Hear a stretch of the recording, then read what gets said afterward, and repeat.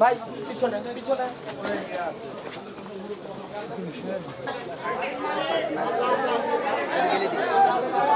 শত ব্যস্ততার কারণে আমরা আসতে এখানে দেরি করেছি।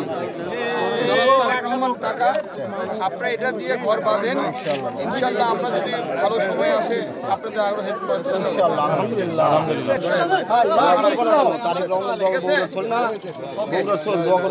স্যান্ডেলিনা সো, রূপচর্চায় আভিজাত্য। আলহামদুলিল্লাহ, আল্লাহ পাক তারেক সাহেবকে ভালো রাখুক। তার আমাকে ঠিক আছে, আপনারা এখন ওনাদের পক্ষ থেকে একজনের অনুভূতি শুনবেন।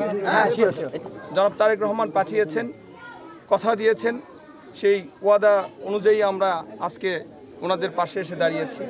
যৎসামান্য হেল্প এবং সহানুভূতি জানালাম, কুশল বিনিময় করলাম, সাহস দিলাম এবং তারা ইনশাল্লাহ ঘুরে দাঁড়াবে এই আশাবাদ ব্যক্ত করছি।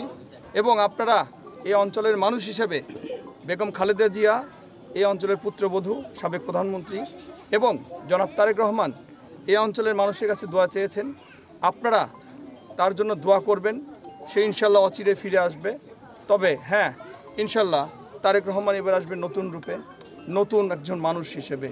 আপনাদের সঙ্গে কথা বলবেন, আপনাদের পাশে দাঁড়াবেন, আপনাদের কাঁধে কাঁধ মিলিয়ে দেশ গড়ার জন্য সে দৃঢ় প্রকল্পবদ্ধ। কবে আশাটা কবে আসবেন যদি একটু বলতেন? উনি এই আশাটা তো ব্যক্তিগত ওনার, তবে দলীয় কোনো সিদ্ধান্ত ওনার উপর চেপে দিলে বা ব্যক্তিগত কেউ সিদ্ধান্ত চেপে দিলে তো উনি আসবেন না। উনি ওনার সময় মতোই আসবেন, তবে অচিরে আসবেন ইনশাআল্লাহ। আমাদের নঙ্গি দুটো গায়ের কাপড় আর নঙ্গি ছাড়া আমাদের কিছুই নাই। আল্লাহ সব আগুনে পুড়ে লেগেছে আমাদের।